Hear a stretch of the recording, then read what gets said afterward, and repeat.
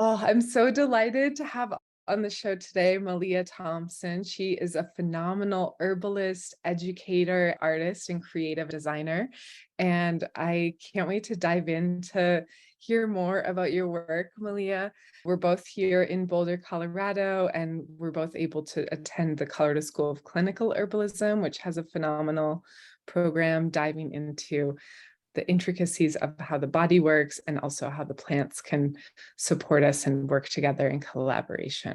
I'm curious, Malia, how would you describe your work and what brought you to this path? For my whole life, I just feel like it's just been intuitive. Growing up, my mother and my stepfather, they went to university in Flagstaff, and we had a lot of exposure to a lot of the artists and in the area. And then also Phyllis Hogan has her herb shop in Flagstaff. She's been there for years and always loved going into her shop as a child.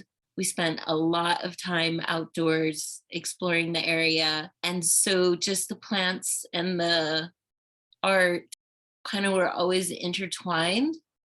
And it was the art, the creative part of it that really, I think, came out the most, that was the most accessible for me at the time.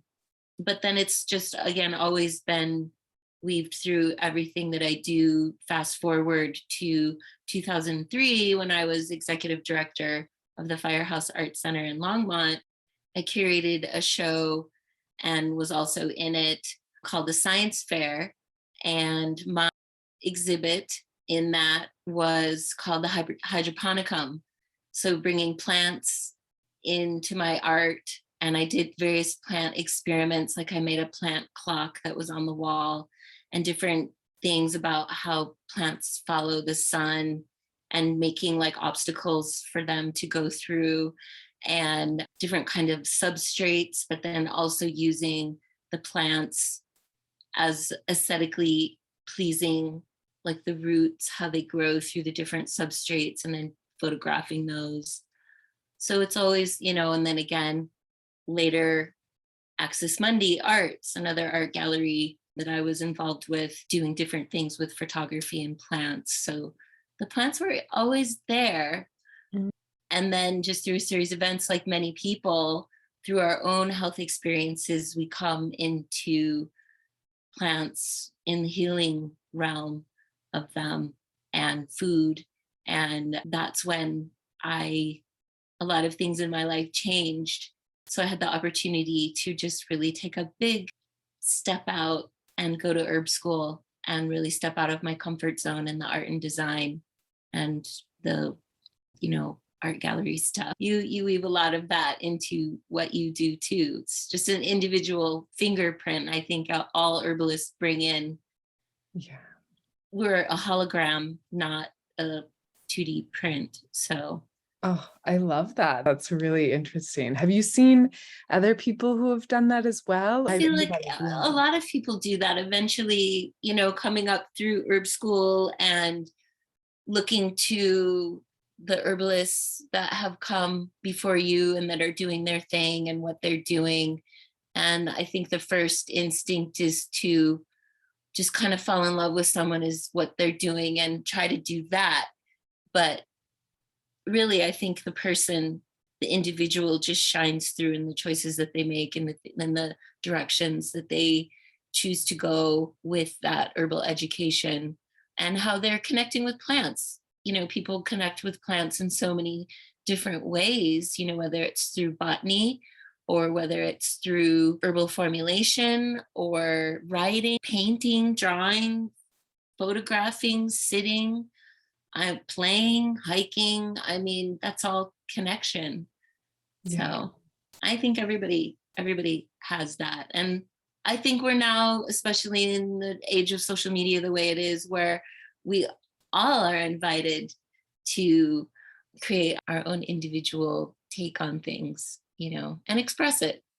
Mm, absolutely. And it's interesting, kind of circling back to your exhibition at the firehouse, that idea of working with other artists and creating an exhibition, like, it just makes me think of the synergy of plants and how their roots are connected, and they're always talking to each other and working together in these spaces. And so I can see how the plants are doing that, and you're showing that in your exhibition and doing Huh. that in curating as well. It's Here. interesting perspective. Yeah, I think in a lot of what I've done professionally in my career, we were colleagues, we were out to dinner, Chinese food, and my fortune cookie was, you create enthusiasm around you.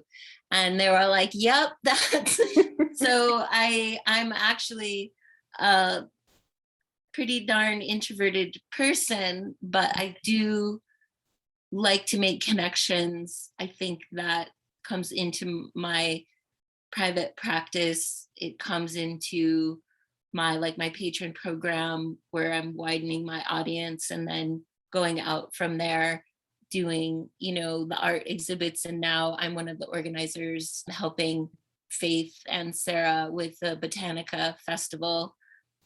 Faith with the little herbal in Lafayette, and Sarah with her 3-leaf farm. And so they've given me a really wonderful opportunity to collaborate with them again in the bigger community. So that feels really good to be back out there in that way again too. Oh, amazing. Yeah, I'd love to touch on that, the Botanica Festival a little bit, because I know that's just such a beautiful offering. I'm curious, just for a listener to understand more, what does that look like?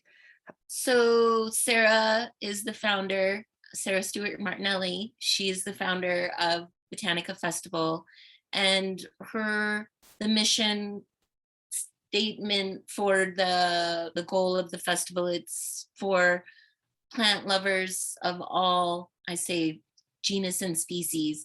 Yeah. Whether you're into ethnobotany, gardening, pollinator plants, hands-on medicine making, product making, we have something for everyone that really likes to be with the plants, just like as I was saying before, that's something that I think everybody has. And so it's a really fun festival in that way, because it really brings a lot of different types of people together from all over the country.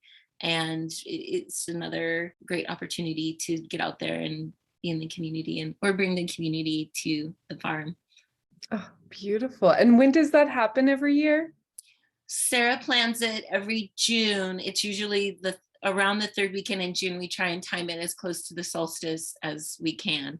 Oh, beautiful. That's great timing. And that's near Lafayette? Correct. So 3-leaf farm in Lafayette. And it's actually United Plant Savers designated piece of land after the flood in, I think it was 2013. The property was destroyed, and Martinelli's did some grant writing and received some funding from United Plant Savers. And they've really done a spectacular job of preserving some native species. I got to meet a native hawthorn just at the last festival, and a lot of the other plants. And there's a bunch of, the Coal Creek runs through, and there's just a lot of different little ecosystems within this property. It's a nice location. Oh, beautiful. I'm excited to go next year. Yeah, it's fun. You share this joy of the plants through your education, through the products that you make, through working with people as an herbalist, and also through your membership. I'd love for you to talk a little bit more about your membership, and maybe you're a porchicary too. Yeah, it started, I think, with my porchicary moving into my home on this property, and what was established before me here by the woman who is also an artist and a gardener, not an herbalist, but she planted a decent amount of herbs. I'm assuming just for ornamental reasons. She lived here for a long time. And the thing that just really stopped my heart when I opened the gate to look at the place for the first time, and the whole front entry it's just lined with yarrow. And I was like, just the whole, and then with everything that happened, and it was in the beginning of the pandemic, and just was really given the opportunity to really just be here. Mhm. Like so many people say, the pandemic, just there were so many different mechanisms at play with all of that. But being here, having had some time to establish more of my vision of my herbal garden, and then just the necessity of how I was seeing people and what was coming up, things were happening on my porch. And I came up with the apothecary idea, and I really like that. And I've always had the goal of growing and wild harvesting as many of the herbs. I really like the bioregional idea, like the things that we need for the people that live in this area. We have that around us, and that's probably the best medicine. And then also, again, with my experience working at Wish Garden, just being really steeped in the issues of sustainability, and as the herbal industry grows, the impact that that is having. And it's very much a catch-22 situation. We really want to spread the word of herbal medicine, but we really need to pay attention to the impact we're having. And so having my own garden and have my line of products, and I really focus my wish list on my garden, on what are my ingredients in my products, has been fun. I give plants away, dig up starters, give them away, seeds. It's been really fun. And then my love of making products gave me the idea to do my bloomer patron program, and be able to weave in a lot more of what I do personally into that platform. And it really also has a lot to do with my strategy as far as dealing with issues that we herbalists face about talking about what we do and selling Mhm. what we do on our websites and on social media. So my membership program is a way of working and talking with people about the plants offline. They're like my clients, and I Mhm. have a lot more liberty to say things, and I don't have to worry about if I'm going to get censored. But I grow things in my garden. I come up with ideas of a product I can make.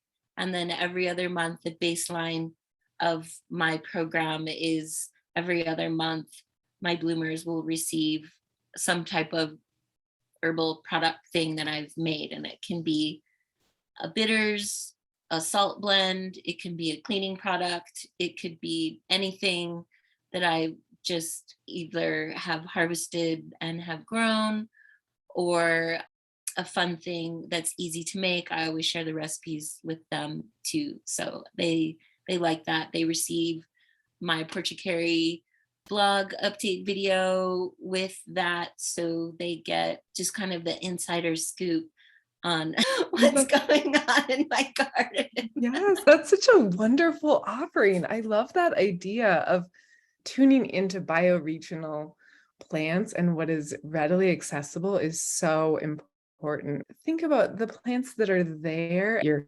weaving that in and sharing that with your community. I commend you for that. It's such a beautiful gift. And I love the Right. name of your shop too, Late Bloomer.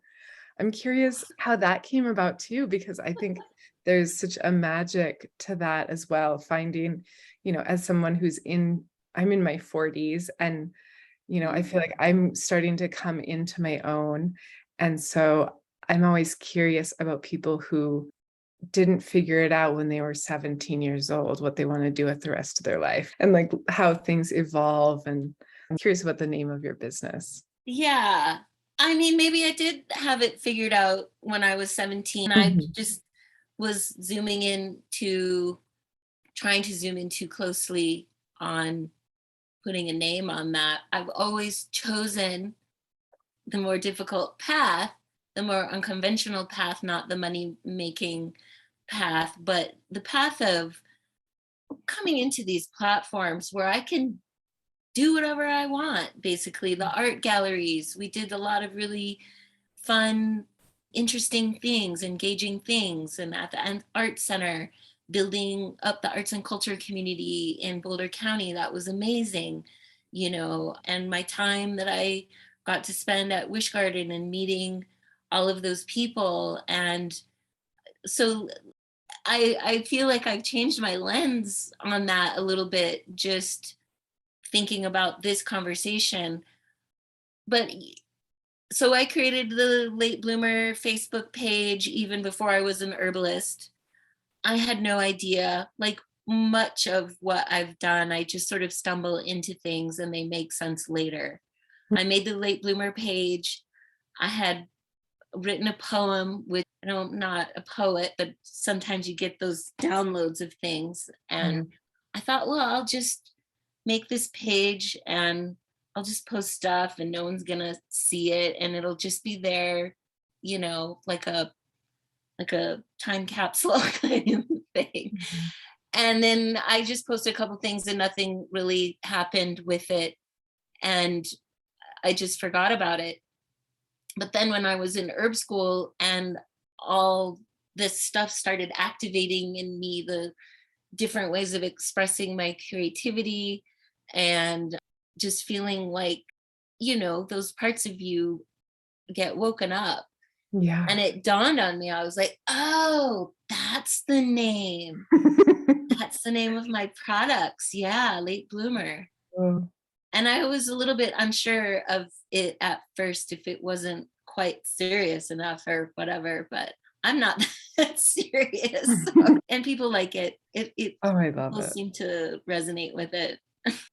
Yeah, it's so beautiful, and I think it just honors all the life cycles and the paths that we take, how they twist and turn and go in And different it takes the directions. pressure off. It's never too late to start. I think we see that Mhm, more and more with mhm. people where they just, again, with the day that we live in, it's much more acceptable for people to reinvent themselves. It's applauded, you Yeah. know if they chuck the old way that just wasn't working and come up with something new that feels better. Great. That's just what I want for my clients. Oh, I love that. That's so beautiful. Just to allow that space to grow and just to remember it's never too late. I'm always inspired when older people take courses. There's a friend of mine, and I think she's in her 70s and she's starting to teach classes on Skillshare, and she's this artist really coming into her own. And it's just, I love that. So that's so exciting. And I love that you're holding that for your clients as well and the people that you get to work with more intimately and support in that way. Myself. Yes. Yeah. I think just to give ourselves that gift of patience and allowing ourselves to continue to unfold without expectation. We would never tell a Yeah. rose, bloom right now, hurry, bloom. We give it space to bloom. Well, we all are that. We are all a continuum. It's an evolution, and they talk a lot in herb school in our training about, it's the layers of the onion. It's the layers of the onion. You have Mhm. to carefully help people peel back that layers. And someone else, I forgot who said it, was like, I like to think of it as this present of you that's in the middle of these tissue paper layers of this sweet little package, Mm, and getting into, maybe the outside is a little roughed up because it's exposed to, all the other things. But once you get into the center of it, the more beautiful it gets. And I like that. I'd rather be that than an onion. I mean, onions are awesome, but but I love that visual too of just that unpeeling, that crinkly and, that unfolding. the That's really expectation of the Mhm. excitement of it, what's inside, the surprise. Because Yeah. sometimes we don't know. And I started on my journey that ended up becoming an herbalist. A lot of times people don't have that in their mind at all, but you Mhm. just feel compelled, like, wow, this is such a life changing thing. It's so difficult. I'm grateful for my help. I wish I had more help. I want to help others. I feel like all of us that are in this field feel that way. Yeah, agreed. And I think as a helper, you have to have layers of support and help around you as well, and a community to be able to Mhm. keep doing the work. It unfolds in different ways that you'd Mhm. never necessarily know. And I love thinking of these unconventional spaces of meeting. It makes me inspired, the idea of you're a portrait and Yeah. teaching classes and offering that within your home and in this way that is outside of a conventional store or something. That's such a cool idea to bring it home. I honestly feel like it was my herbs, that my apothecary, that somehow constructed the whole situation to be back here, because it feels a lot better. And people like to sit in the garden and experience what's there, whether they, want to know the herbs or not. Just, it's a nice place to be. It's soothing and quiet. Again, a lot of it was function. Space is not cheap in Boulder Mhm. County. So you do have to get creative. And I think people, especially now, they understand the unconventional spaces. People that want to apprentice with me and sit and do projects outside if we can. So it's really nice.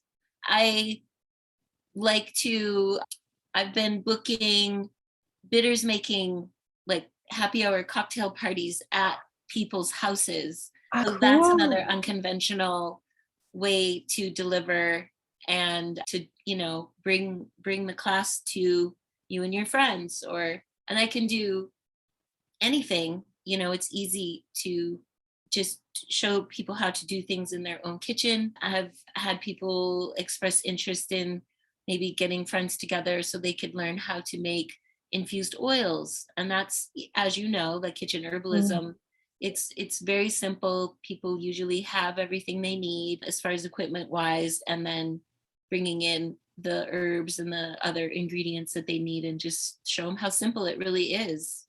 So Oh, that's been fun to get going. that's such a cool idea. I love that. Bringing a bitter party to someone's home. That's such a fantastic way to Yeah, it's good for encourage that birthday bitter flavor. parties, or like, just girlfriend cocktail parties, girls' night out in, something like that. And then Oh, you get to try my line of bitters and have fun experimenting, making different mocktails or cocktails as we do the actual making of the bitters. oh, amazing. I love that. I'm curious. I know we're going to talk more in depth about your products, but I'm curious just a little bit about your flavors because looking at all of your offerings on your website, all the flavors of things sound so good, like your different salts and bitters. I'm curious if you have like a specific approach to formulating and combining flavors, or No, how does that come to you? Because I just, unique. I do things and they make sense later. I don't know. So my bitters line was my first basically collection that I started when we learned how to make bitters in herb school. Sheila Luna, the late and Mhm. great Sheila Luna, she just really blew my, I based my bitters making class off of the way she taught us. And I just was like, oh my God, this is amazing. And read some of the bitters books, the George Bitterman, or whoever, the Bitterman Mm. book, which is more cocktail focused. Mhm. And my background, I have, again, among my many things that I've done, worked for many, many years in high fine dining restaurants where, craft cocktails were really the thing. And so I just had fun. I read the Bitterman book. I took Sheila's class, and the fun, creative, no rules sort of aspect of it. And immediately, without even really thinking, I created the 5 that I have in my line, which naturally go from not very bitter to pretty dang bitter, which is a great way to get people introduced to bitters if they haven't really done it before and their bitter receptors are really turned down, getting them into a juniper rose bitters right away. Ugh, Mm, try the root mhm. beer or the cacao or something like that. I think bitter is such a forgotten flavor, but it's so supportive to our digestive health and liver health. And so I like that idea of meeting people where they are and noticing, okay, some people need a little bit of a sweeter, softer medicine to Introduction, yeah. introduce. And then some people can really dive into just, yeah, motherwort, vervain all the way, you know? Guido Massey, of course, and that I was fortunate enough to see him at an AHG conference while I was still in school and while I was making my bitters. And I took his class on bitters. And again, just really so many things about that just really resonated with me. And the a lot of bitter recipes like the classic Swedish bitters and the European styles, they're all very cold, hard herbs, which I think not everybody wants. It's not great for everybody's digestion. So bringing things into it that are a little warmer and not as cold on the digestion was part of the idea too. So yeah, I still make bitters, new bitters formulas, but you'll need to be a bloomer Mhm. to take advantage of that. So I'm trying not to add too many new products in because it's a lot to manage. I mean, the whole point of the science fair exhibit that we did back in 2003 was to say that creativity creativity is the act of creation. And Mhm. that can be anything, whether you're a scientist, highly creative people in a different way. And that was the whole point. And so, just through my personal story, where I was making these creative environments for mostly other people and had to put my personal creative part, I had to kind of turn it down or turn it into something else for a while. But coming back into herbalism really showed me that that also was a huge creative spark for me, and that I was also able to bring my fine art into it with my photography, and then also with my little paintings, and then Beautiful. even with like my design work with my habit tracker journals. These are Yeah. still tools that I use with my clients, but I'm still able to bring all of my creativity and my artistic process into it as well. I just want to kind of double tap on your habit tracker because I've seen Mm, it in person and it's so beautifully designed. They're just gorgeous. The yeah. covers are really beautiful. And then the way that it looks inside too, it's like a spiral or like a circle. This is just something that, again, the habit trackers were just one of those weird download things that I was searching for a habit journal, perhaps for myself, but I wanted something for my clients. And I was looking on Etsy and just really wasn't happy. It was like, you know, Goldilocks and the three bears. This one's too big. This one's too glossy. This one's too this and that. And it all of a sudden hit me with a ton of bricks. Duh, you're a graphic designer. You can make your own. And so, really, the only thing that I downloaded was that. But even then, I made it my own with adding in the mood part of it and just adding on some details from there. But they've been really, really popular, and I have really great reviews on them from on Etsy. And really the goal of them is just to have fun and lots of room to doodle around, but to use it in so many different ways, whether you're keeping track of your vitamin supplements or your self-care routines or office organization or life goals, whatever. they can be used in a lot of different ways.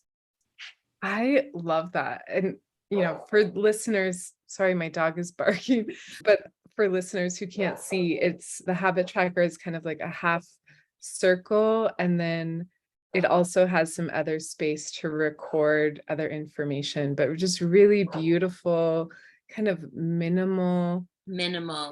gives space for your own reflections and your own Exactly. observations. And I find, because I use a habit tracker and it's so helpful, I think, to keep track of what your work, like, did I take my vitamins today? Did I drink my herbal infusion? And I think it's also this little reward system of like, oh, I Yeah. did something good for myself. I get to Yep. give myself a gold star. Wiggle So a little. But then also to see patterns too. yeah. Like if you Mhm. really do use it for, during a certain protocol or something, and you're noticing a certain pattern, like today I went on a walk, but that was also the day that I had a good mood or something Mhm. like that. Yeah. Or even just, food related things. If you're keeping track of no dairy, no dairy, and then you had dairy and something, you can, it's a visual, you can just see it, Mhm. and then you have the whole year to build on that pattern within the month and then within the year. So Yeah, that's such a gift for yourself and for your clients in the world. I think that's a really fantastic idea. yeah. I always encourage my clients to use some sort of habit tracker as well. So I'm going to direct more people towards yours because I like that idea of just the year, just your habit tracker, like in one beautiful little pamphlet. Yeah, and like I said, lots of room for personalization on it. You can pack it in your bag, take it with you. You can put it on the wall, hang it up, whatever. But yeah, thanks. I know a lot of people ask questions about how, if they wanted to start their own herbal product line, where to begin, and how to deal with shipping, labeling, packaging, figuring out a website. And so it's something I've struggled with, and I haven't really stepped up to do it because it does seem very challenging. And so I am so excited to have you on the show today because you've done a lot of that work and dug in and been willing to put your work out there in this really beautiful way and created this very cohesive and beautiful product line. So I'd love to just dive in and hear some of your observations and experiences along the way. Yeah, it's a lot. I am happy to share just how I've been navigating a lot of those challenges. I'm not the definitive answer to those things. There are a lot of resources out there that are, people that really put a lot of free information out there, but it's for the most part, I think, just trying to keep it as simple as possible, Mhm. especially in the beginning. And for me, I'm not in it to be the next Wish Garden Herbs or Gaia or anything like that. I just have I make things, Mhm. and that's what I do. And so I've had other small businesses. I had a line of jewelry for a while. And so basically just used my learning experience from that and running other small businesses and used that as just a foundation. Having a background in design and marketing, I feel like I have resources that aren't available to a lot of people, especially the design part, and getting things printed affordably is Mm. very, very doing the website, all that kind of stuff. It can really cost a lot of money if you have to pay other people to do that. But as the years have gone on, doing things the average person can do all these things. It just is a matter, it takes time. And that's a factor. There's a lot of websites available. They cost more money if they're an e-com site, like Squarespace or some of the other ones, and if that's the route you want to go. But then there's also platforms like Etsy, which are great. And I do actually recommend, I have both. And I started off doing my products on my Late Bloomer Herbals website, but now I'm seeing, even though everybody gets down on Etsy sometimes, it actually is a fantastic platform because they work out all of the details as far as shipping and labels, and the cost of the shipping is a lot cheaper. And you do pay a, I think it's small processing fee for the benefits of just being on that platform, whether you use them for their search engine or not. Just Mm. for the low cost of shipping and the ease of shipping alone, I Mm. recommend it. There are a lot of, so the labels again is a huge part of it. And it took me a long time to finally heed other herbalists' advice and check out onlinelabels.com. And they have a bazillion different types of labels and a nice variety of different types of materials to choose from, as far as, you know, if it's waterproof or whatever, clear. Oh. And they also have a design tool, an online tool that is very easy to use. It's a little bit clunky, but it's fine. You don't really want your labels to be overcomplicated. You That's want them to true. be very clear. You can design your own labels and they'll print them for you. You can design your own labels and order the sheets. And if you happen to have a laser printer, you can print your own. They'll design your labels for you. Like, they have so many different options that make it easy for a person to get in there. And then you don't have to spend a lot of money. Every time you order labels, you get access to that design program. It's called Maestro for a year.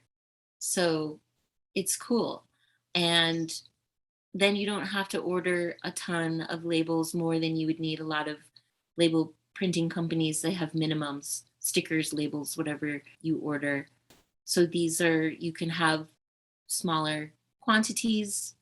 You can print as little as one sheet. They do them on rolls. That was a game changer. I don't print all of my labels that way.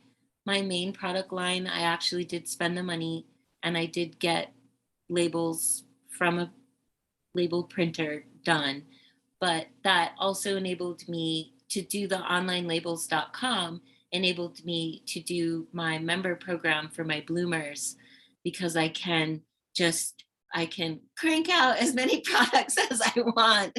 And I don't have to really worry too much about adding that tremendous cost and then having a bunch of extra labels that I might not use. Some products from my bloomer program do end up a main product, but until that time, I just do small runs on the labels. That is so helpful. I love that, Yeah. onlinelabels.com, because that is one thing that really kind of stalled me in putting any kind of products out there. I think I also have this idea of wanting to keep it so simple.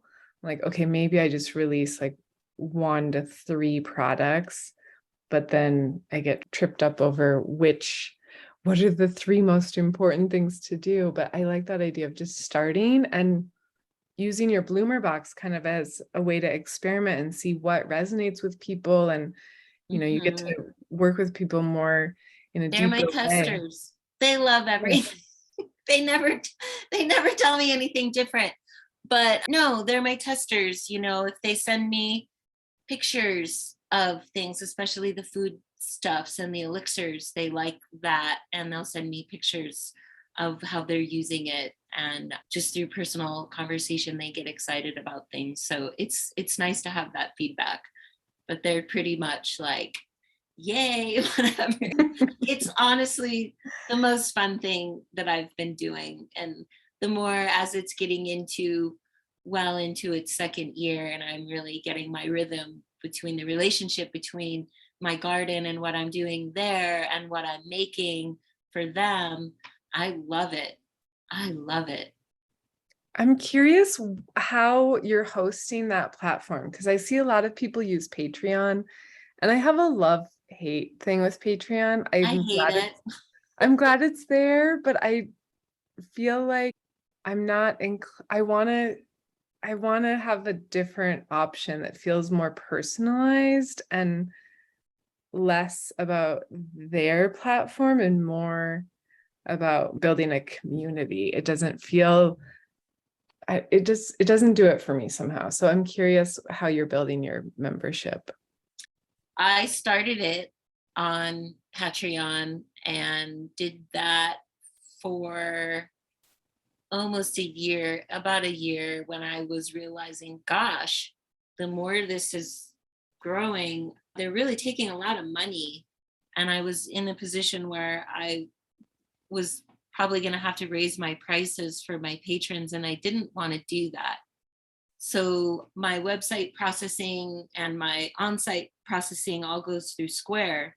And fortunately, they enabled that platform enabled me to take everything off of Patreon and just kind of DIY it myself. I made product pages for each of the tiers so someone can purchase that tier. And once they purchase that, make that one-time purchase, then I send them an invoice through Square where they can set up recurring payments. So it'll be automatically deducted off of their card until they can stop it whenever they want.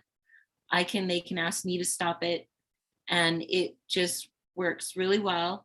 And I do via email. I'll send When I send out the packages, I send them an email and say, hey, your packages, which I need to do that today. Your packages are coming. And I'll usually send them a little bit, another picture or two or something with a video link to my YouTube channel where they can watch the latest video about what's going on in the garden. And my patrons also know that I'm not one of those over producers of content, but they're not in it to watch a bunch of videos of me jumping around and doing a bunch of stuff. They like whatever I'm doing, and they're in it for for for me and the connection that we have.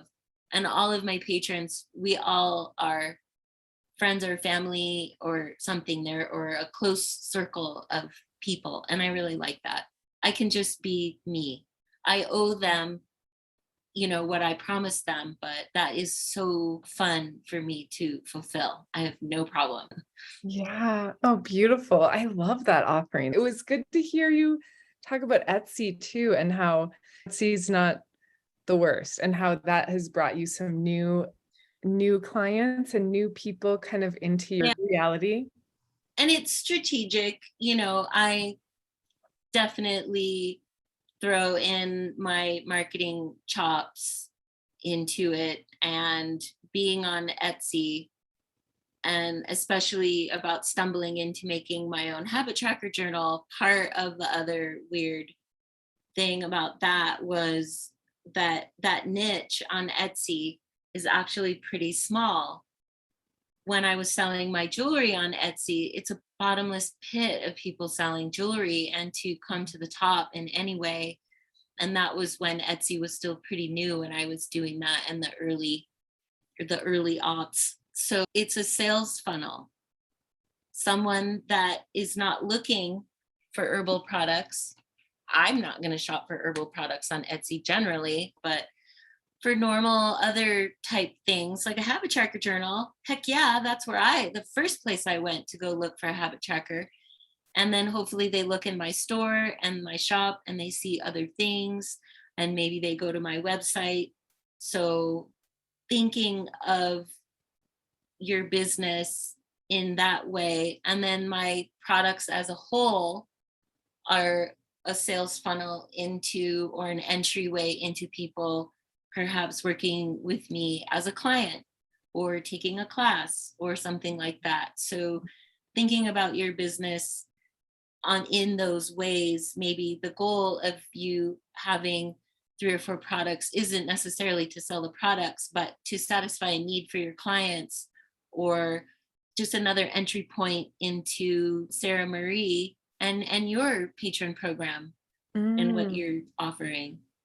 that is so brilliant. I love that idea of just, yeah, having these different kind of ways that people connect with you at different Levels, levels and different basically. ways to People connect. come directly as clients.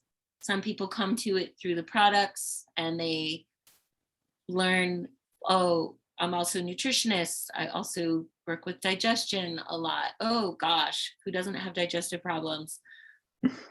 So it's again, a lot of that is just based on the fact that I've done a lot of that through my arts career, and then also at Wish Garden, which was really transitional for me. Mhm, I was a creative director, but working for an herbal company was a beautiful crossover for mhm. me. And again, it was Kat at the herb school. I was like, I need a job. I'm going to be graduating school. And she's like, get a job at Wish Garden. Like, it was just like obvious. And I Yeah. was like, oh, and I looked and I applied and they hired. And, it just a lot of things, if you soften your focus on stuff, a lot of stuff is just, already kind of laid out in the cards. You just kind of have to, for me, follow my nose. Yeah, the nose knows. I love that idea too of just like, yeah, softening our focus because sometimes I can get really locked into the way a thing should be. And sometimes just being open to a different option really is helpful. Oh, I am curious too about your YouTube channel. So how did you start that? What's that all about? It was to document my my property, my yard, my garden. I take, gosh, so many photographs, and just managing all of that, and hard drives and little card disk things and what's where, and the organization of it is a lot. And I thought, gosh, everybody else is making videos. Maybe I should try to do that too. So I am doing videos. And that's why I started the YouTube channel, because I just wanted a different way of documenting what's happening in my space over the years. And it really just started as a personal way to do it. But me being the efficient multitasker that I am, I'm like, well, just do this just add it into my offerings. So again, I try and keep it as minimal as possible. I But think I also have the turkeys on the property and we have to show turkey videos. So the pressure is high. What's that like living with turkeys? it's Oh. really awesome. It's just, again, part of, I think, just part of me, just always having that connection with nature growing up, just really wanting to be in a place where nature can just happen around me. And these are wild turkeys, and they're kind of I've been hearing more and more stories where they're in more urban areas in Longmont, and up in the mountains as well. But they're very smart. I like having them. That's so fun. Yeah, they seem like such beautiful, fascinating birds. They I don't think they're considered the most beautiful bird, but they really are. The Mm. feathers, the iridescence, and all the different patterning in the different areas, their wing feathers versus their tail feathers, and the different qualities of their feathers, because they like to, I call it fluffing, or the fluff around my yard a lot and drop a lot of feathers. And just watching their behavior patterns, and the way my porch is, it's easy for me to sit on my porch. And if I just kind of hang out and sit still, then the birds will all come in, and the squirrels and everything, and the turkeys, and they'll do their thing as if I'm not there. and it's really fun. Like I always battle with myself. Oh, you should be doing something, but I have to remember that that is also really, really, really important to just Mm. be in the moment like that. Yeah, just to observe is such magic and such a gift. It's educational. You can learn Mm. so much just by watching. Beautiful. So I just brought a couple of my products just to show for basic, super basic labels what is required by the FDA, just to keep it Mm. super, super simple, what has to be on the front and what, you know, and then on the label overall. And there's not much difference between herbal medicinal products, food. So I brought an herbal medicinal product, my bitters, Oh, and then great. I brought like a food thing, the what is that? The nettle seed gomasio. Oh, And then I amazing. brought body care, Oh, great. so an oil. And Ooh. basically they're all going to be the same. You want your logo, the name of your company, you want the name of the product, which gets into all sorts of DSHEA, FDA regulations about what you can and cannot say. So Mhm. you that is a big part of it.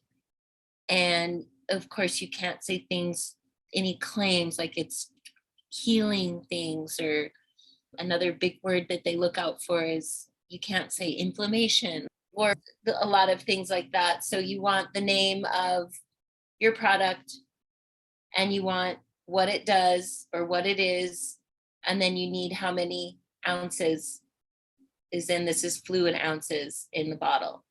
You need on the side panel, you need the name of your company and your address, and then you need the ingredients. You need to have a warning. There's a lot more. So on the front of the label, you just need those basic things, but there's more things that you're supposed to have. You're supposed to have a supplement panel. You're supposed to have the FDA disclaimer thing.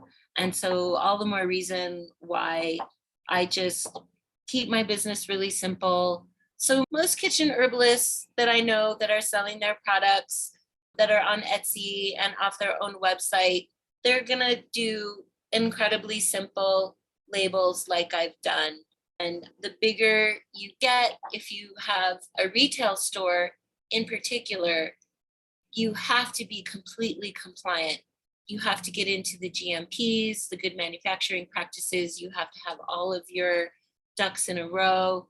And it's really quite an endeavor to go big like that, and where you're really going to have to be marketing your products and really putting them out there to the retail space. And that's where the FDA is focusing on, is that retail space. So the more that you're maybe formulating for your clients or a smaller circle of people, or you're doing a festival every now and then or something like that, then you are not pushing those boundaries a lot by what you're screaming on the front of your, this is cures acne, then you should be okay. And I hate to say things like that because, you know, anything can happen, but ultimately I don't really think that the FDA is out there to get the little guy. They're out there to get the person that's being very egregious with what they're doing. Amazing. That's so helpful, I think. Do you know, I'm just curious for designing a label, any specific resources? I know Canva could be nice for designing stuff. I'm wondering for fonts, if you know how big anything needs to be, or The FDA has regulations based on how big your label size is, okay. but it goes really small. Maybe this is like a 6 or 7 point font, and that's fairly small. You can go as low 4 point, but I would say the more simply you can keep things on your label as possible, the bigger you can make your font so that people can actually read it. Ah, And look at what other people are doing within uh-huh. your tier, and just the creative ways. Some people put hardly anything on their labels. So I choose to try to err towards more compliance than creativity on Mm, that side. Because a nice cohesive strong label, it's important. that's so helpful. I'm curious, just touching on website design and So you can use, I that. think you can use Canva on your desktop, which, going Mhm. back to your original question, I haven't used it. I either use my design software, Illustrator or something, to do my in-house stuff. But on Maestro, on the online labels, Oh, right. they'll give you a bunch of different fonts, plenty of fonts to choose from, and things like that. And if you did design something outside of Maestro, if you save it the size of your label, you can just put your label in as like a picture, Oh, right. Okay. and then do your print your labels that way from online labels. Oh, Yeah. cool.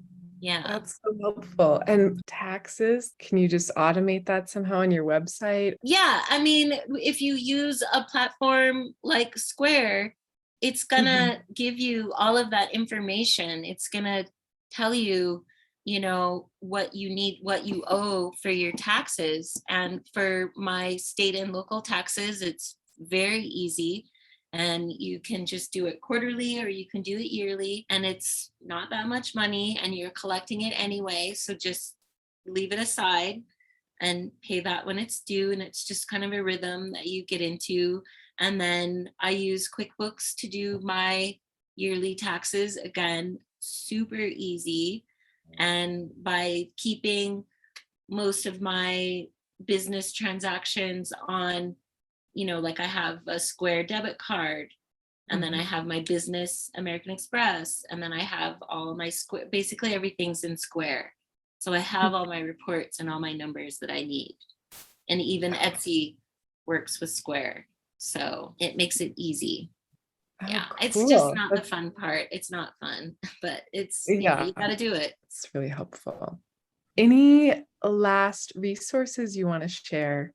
But honestly, I think in the beginning, if you do really want to sell your products, just put them on Etsy. You can make a link on your website to Etsy so that people can still shop from your website. I'm not out to conquer the world. So my motto is always just keep it simple, go slow, and build.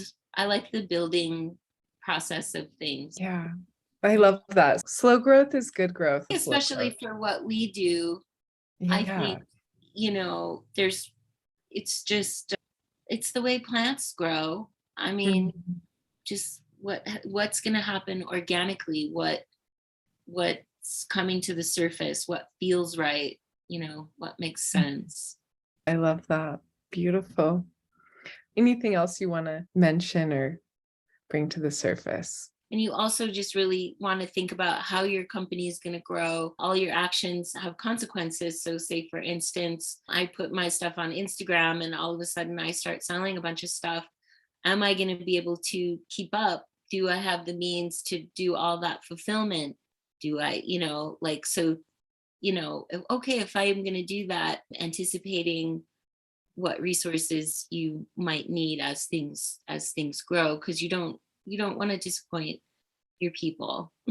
Good point. That's a great Yeah. reminder. Yeah. So all the more, under promise, over deliver. Yeah, that's a good one for sure. Well, Malia, how can people find your work and connect with you and support you?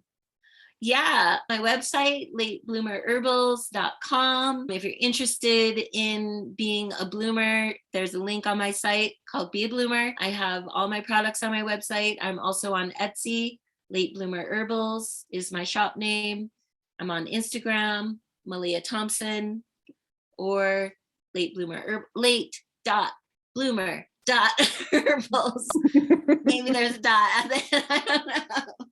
Anyway, I'm out there. It's either Malia Thompson or Late Bloomer Herbals, and you'll find me. My YouTube channel, Malia Okay. Thompson.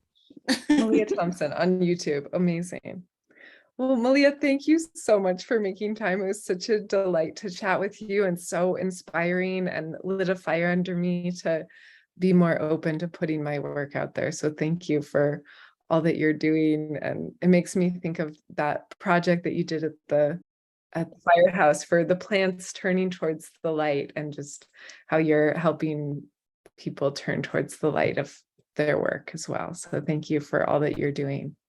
Thank you for having me. Have a wonderful Sarah day. Marie. Yes, thank you. Have a wonderful day.